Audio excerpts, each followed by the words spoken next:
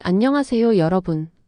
오늘은 우리가 마시면서도 정작 아무것도 모르는 척하는 술, 바로 와인의 비밀을 파헤쳐 보겠습니다. 이 영상 하나면 나 사실 와인 좀 알아 하고 말할 수 있게 됩니다. 바로 시작할게요. 1. 와인은 사실 포도 맛이 아니다. 우리는 와인을 포도주라고 부르지만 정작 좋은 와인은 포도 맛이 거의 안 납니다. 대신 체리, 바닐라, 초콜릿, 젖은 흙, 연필심 이런 향들이 나죠. 이유는 간단합니다. 와인의 대부분의 향은 포도에서 나는 게 아니라 효모가 발효하면서 만든 향이기 때문입니다. 즉 와인은 포도로 만든 게 아니라 효모가 요리한 음식입니다. 2. 와인은 불을 쓰지 않는 요리다. 포도, 효모, 시간. 이게 끝입니다. 그런데도 와인은 감칠맛, 산미, 복합향, 숙성 풍미 이런 요리에서나 나오는 복잡한 맛을 냅니다. 그래서 와인은 불을 쓰지 않는 조리 음식이라고 부르기도 합니다. 3. 인류 최초의 와인은 포도 와인이 아니었다. 고대 최초의 와인은 포도 없이 만들었습니다. 꿀, 야생 과일, 허브. 발효될 것 같으면 다 넣는 실험 정신이었죠. 그러다 포도가 발효 잘 된다, 맛 좋다, 보관 쉽다.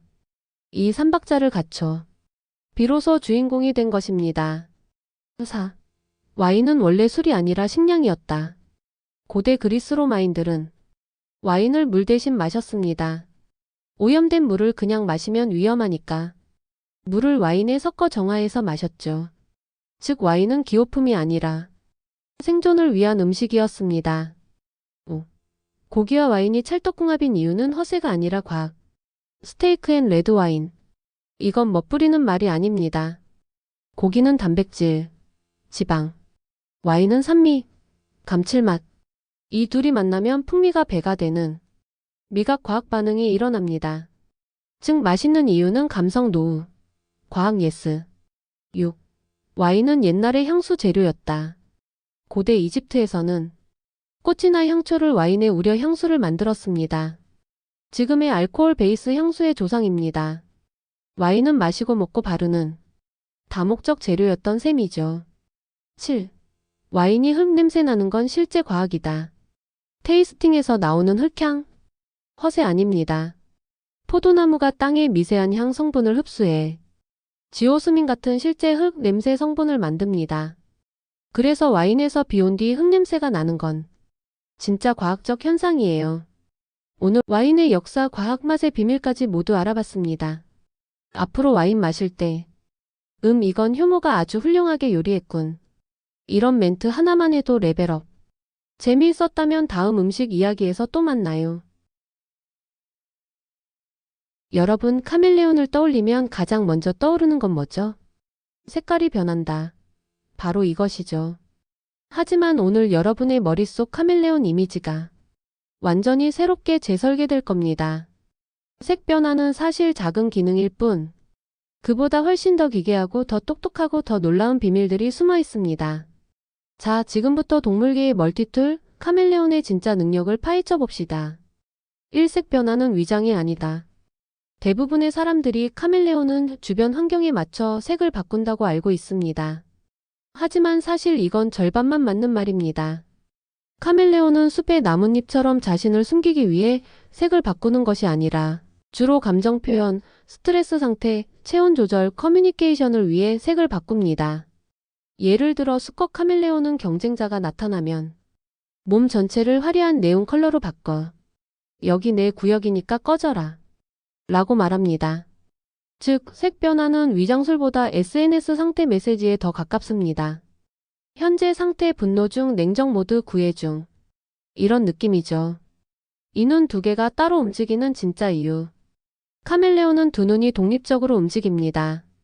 왼쪽 눈은 위, 오른쪽 눈은 아래를 보고 심지어 서로 반대 방향도 가능합니다. 왜 이렇게 만들어졌을까요? 답은 간단합니다. 움직이지 않고 최대한 많은 정보를 얻기 위해 움직이는 순간 포식자에게 들키니 카멜레온은 거의 정지 조각상처럼 있어야 합니다. 하지만 그 상태로 시야를 확보하려면 눈만 따로 움직여야 했던 것이죠. 그 결과 카멜레온은 360도 감시 카메라 같은 시야를 갖게 되었습니다. 참여 속도, 스포츠카급 가속력. 카멜레온의 혀는 동물계에서도 탑급 성능입니다. 길이는 몸길이의 약 2배, 발사 속도는 무려 0.07초, 가속력은 람보르기니 수준입니다. 혀 끝에는 끈적한 컵 모양 구조가 있어 정확하게 먹잇감을 빨아들입니다. 카멜레온이 벌레를 먹는 걸 영상으로 보면 화면 정지된 것처럼 보일 정도로 빠르게 튀어나갔다 돌아옵니다. 이 능력 덕분에 느리게 움직여도 먹잇감 사냥은 절대 느리지 않죠. 사걸음거리는 엉성한 게 아니라 전략이다. 카멜레온이 이상하게 흔들흔들 걸어가는 걸 본 적 있나요? 하지만 그건 단지 느린 게 아니라 나뭇가지 위장술입니다. 바람에 흔들리는 잎사귀를 흉내내 포식자에게 들키지 않도록 설계된 움직임이죠. 카멜레온의 세계에서는 잘 걷는 것보다 잘 안 보이는 것이 생존입니다. 오카멜레온은 종류가 너무 기괴하다. 세상에서 가장 작은 카멜레온, 브룩시아 미크라. 성체가 손톱만큼 작은 말 그대로 주머니 속 미니 공룡. 몸무게는 쌀 몇 톨 수준입니다. 반대로 거대한 파슨스 카멜레온. 최대 70cm까지 자라는 초대형종. 카멜레온 중에 카멜레온 보스 몬스터급 존재입니다. 뿔 달린 카멜레온, 잭슨 카멜레온. 얼굴에 3개의 뿔이 있어 작은 트리케라톱스처럼 생겼습니다. 공룡 덕후들 사이에서 인기가 많은 종이죠. 우리가 생각하는 카멜레온은 그저 색을 바꾸는 신기한 동물이었지만 오늘 보니 훨씬 복잡하고 더 놀라운 생존 기술을 가진 존재입니다. 색 변화는 감정 표현, 눈은 완전한 360도 레이더, 혀는 미사일처럼 발사되고 걸음걸이까지 철저한 전략. 오늘 카멜레온에 대한 이미지가 완전히 뒤집혔다면 이 영상은 성공입니다. 다음에도 이런 기묘하고 재미있는 동물 이야기로 찾아올게요.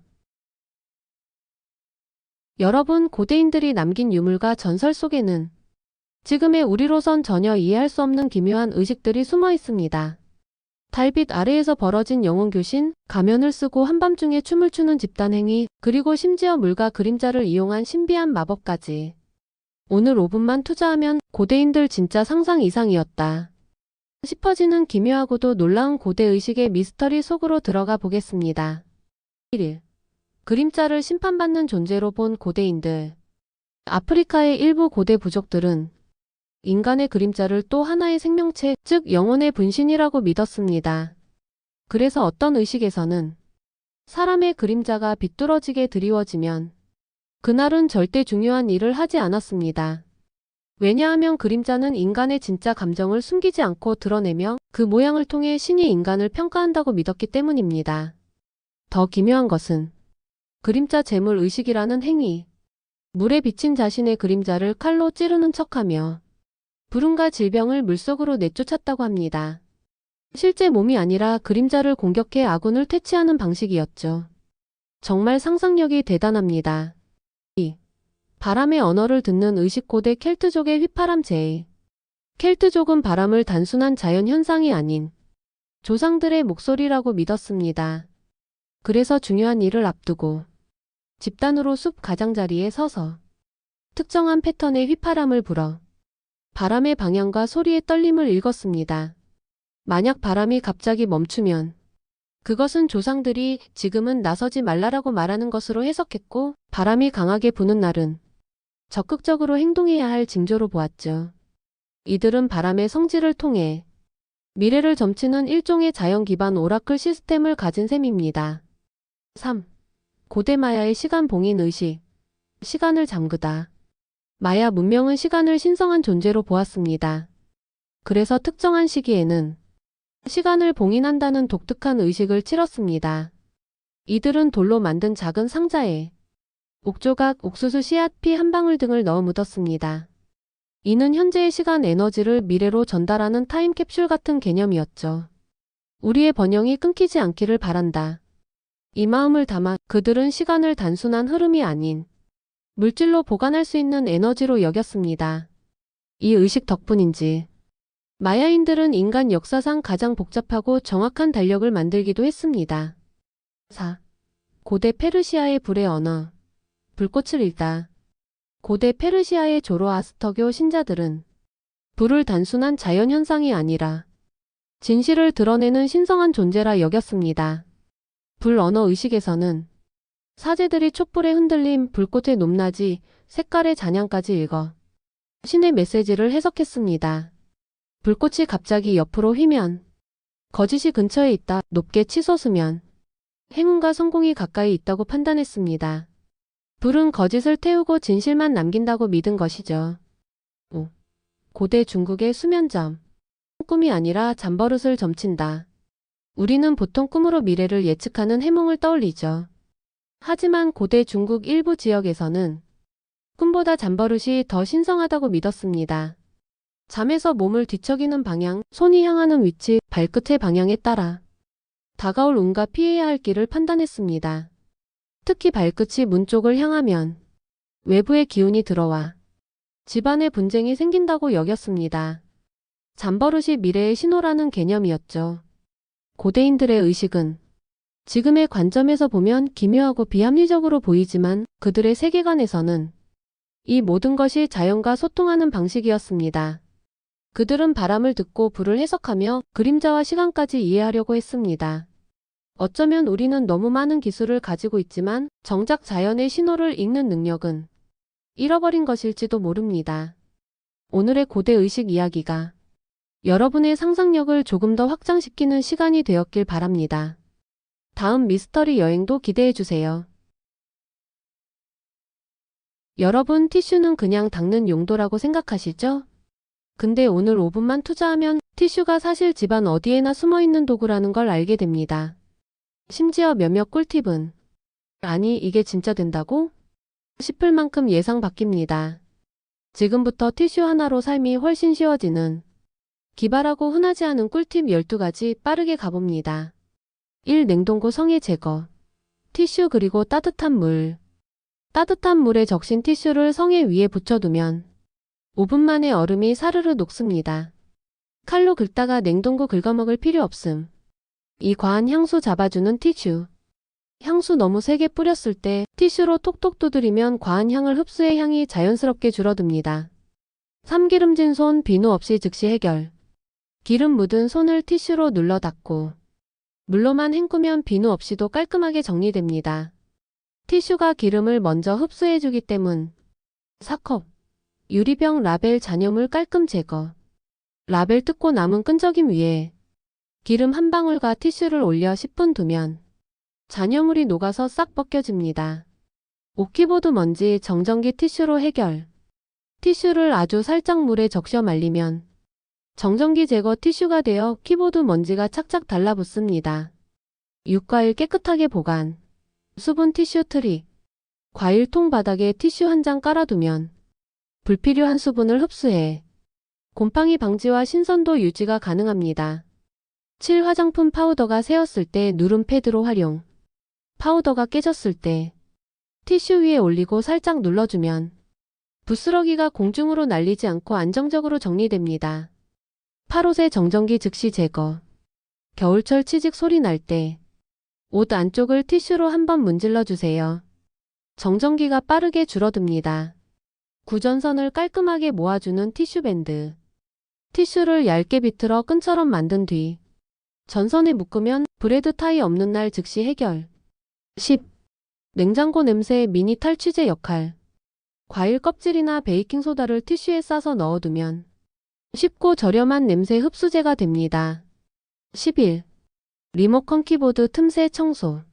뾰족 티슈 트릭. 티슈 끝을 이쑤시개에 감아 틈새에 넣으면 먼지가 정말 시원하게 제거됩니다. 12. 자동차 습기 제거 응급 디포거. 차 유리 김서렸을 때 물 살짝 묻힌 티슈로 닦으면 마른 천보다 훨씬 빠르게 맑아집니다. 티슈가 단순히 닦는 용도인 줄만 알았는데 생각보다 얼마나 많은 일을 할 수 있는지 놀라지 않으셨나요? 냉장고, 옷, 자동차, 심지어 화장대까지 티슈 한 장이면 해결되는 상황이 이렇게나 많습니다. 오늘 알려드린 기발한 티슈 꿀팁들 당장 하나만 실천해도 생활이 분명 더 편해질 겁니다. 다음에도 이런 일상 속 숨은 마법 같은 꿀팁 들고 올게요. 여러분, 혹시 평소에 설탕을 체중 증가의 주범, 만병의 근원, 악마의 결정체라고 생각하고 계신가요? 그런데 말입니다. 설탕은 억울합니다. 여러분이 알고 있는 것 중 상당수가 사실은 반쪽짜리 진실이거나 심지어 아예 오해에서 시작된 것들이거든요. 오늘은 설탕을 둘러싼 진실과 거짓, 그리고 우리가 몰랐던 뜻밖의 과학적 사실들까지 시원하게 파헤쳐 보겠습니다. 1. 설탕은 중독이다. 반은 맞고 반은 틀렸다. 설탕이 뇌의 보상중추를 자극하는 건 사실입니다. 그런데 이걸 일명 코카인급 중독이라고 부르는 건 과장입니다. 과학자들은 실험에서 발견했죠. 설탕을 과하게 제한한 동물이 열렸어. 먹어. 하는 순간 폭식하는 건 중독이 아니라 금지로 인한 반동이라는 것을요. 즉 설탕 자체보다 너 먹지 마 라고 강하게 통제하는 심리가 폭식을 유발한다는 뜻입니다. 여러분, 설탕이 문제가 아니라 우리의 죄책감이 문제였던 겁니다. 2. 흑설탕이 더 건강하다. 완벽한 거짓. 흑설탕은 하얀 설탕이 덜 정제돼서 미네랄이 조금 더 남아있는 건 맞습니다. 하지만 그 양이 어느 정도냐면 우리가 하루에 먹는 설탕으로는 건강에 의미 있을 만큼의 미네랄을 절대 못 채워요. 한마디로 흑설탕, 황설탕, 백설탕은 건강면에서는 거의 차이가 없습니다. 색깔만 다를 뿐이죠. 3. 설탕은 비만의 주범이다. 절반만 맞는 진실. 설탕이 들어간 음료를 많이 마시면 비만 위험이 높아지는 건 사실입니다. 그러나 과학자들이 칼로리를 맞춰 설탕대의 다른 음식으로 실험해 본 결과 몸무게는 총칼로리에 더 좌우됐습니다. 설탕. 과하게 마시면 살찜. 다른 음식도 과하게 먹으면 똑같이 살찜. 결국 설탕만이 특별히 살을 찌운다는 것은 약간의 과장이었습니다. 4. 설탕은 면역력을 떨어뜨린다. 잘못 전달된 사실. 1970년대 연구에서 과하게 설탕을 먹으면 면역세포 활동이 떨어진다고 발표되었지만 이후 실험을 반복했을 때는 비슷한 결과가 잘 나오지 않았습니다. 즉, 초기 연구가 너무 확대 해석된 거죠. 현대 영양학의 결론은 정상적인 양의 설탕은 면역력에 눈에 띄는 악영향을 주지 않는다. 5. 설탕은 완전히 필요 없는 영양소? 이것도 반쪽짜리 진실. 설탕 자체는 필수 영양소는 아닙니다. 하지만 우리가 먹는 탄수화물은 결국 다 포도당으로 바뀝니다. 그리고 뇌는 포도당을 주 에너지로 사용하죠. 즉, 문제는 설탕 그 자체가 아니라 얼마나 먹는지, 어떤 음식과 함께 먹는지, 식습관 전체가 균형적인지 여기에 달린 겁니다. 설탕은 완전 나쁨이 아니라 잘 쓰면 무해하고 과하면 문제되는 도구인 셈이죠. 6. 우리가 몰랐던 설탕의 의외의 진실. 마지막으로 진짜 재미있는 사실. 설탕은 최고의 보존제. 고대에는 설탕으로 고기까지 보관했습니다. 설탕이 있어야 빵이 부드럽다. 효모가 설탕을 먹으며 빵을 부풀게 하죠. 설탕은 약이었던 적도 있다. 중세 유럽에서는 설탕이 약국에서 팔렸고 몸을 따뜻하게 해주는 귀한 약으로 여겨졌습니다. 지금의 이미지와는 완전 반대죠. 여러분, 오늘 알게 된 사실을 한 문장으로 정리하자면 설탕은 악마도 천사도 아니라 그저 우리가 조절해야 할 작은 도구일 뿐이다. 무조건 두려워할 필요도 마구 먹을 필요도 없습니다. 지혜롭게 먹으면 설탕도 인생을 조금 더 달콤하게 만들어주는 멋진 친구가 될 수 있죠. 여러분, 지도에서 장암리라는 지명을 본 적 있으신가요? 겉으로 보면 그냥 긴 바위가 있는 마을인가 보다 싶지만 사실 이 이름 속에는 바위 하나로는 도저히 설명할 수 없는 오래된 전설, 마을 사람들의 기억, 그리고 지형의 비밀이 숨어 있습니다. 오늘은 그 흔치 않은 지명 장암리가 왜 이렇게 불리게 되었는지, 그리고 그 안에 담긴 오싹하면서도 흥미로운 이야기까지 풀어보겠습니다. 1. 이름의 기본 뜻. 긴 바위의 마을. 장암이라는 이름을 풀면 아주 단순합니다. 1장. 바위암. 즉, 긴 바위가 있는 마을이라는 뜻이죠. 실제로 장암리라는 지명은 전국 여러 곳에 존재하며 공통적으로 큰 바위 절벽이나 바위 능선이 지형의 중심을 이룹니다. 그런데 이 바위가 그냥 바위가 아니었습니다. 첫 번째 설, 천둥처럼 울리던 바위. 어느 지역 장암리에서는 마을 사람들이 한때 이 바위를 우는 바위라고 불렀다고 전합니다. 바람이 골짜기를 타고 바위를 때릴 때 쾅 하고 천둥 같은 소리가 나서 마치 바위가 울부짖는 것처럼 들렸다는 것이죠. 조선 후기 문헌에도 장암의 음성이 마을을 뒤흔들어 밤마다 아기들이 울었다는 기록이 남아 있습니다. 이 때문에 사람들은 그 거대한 바위를 신령의 자리로 여기고 절대로 깎거나 이동하려 하지 않았고 자연스럽게 마을 이름도 그 바위에서 따라왔습니다. 3. 두 번째 설, 마을을 지킨 수호석 전설. 다른 지역의 장암리에서는 조금 더 극적인 전설이 전해집니다.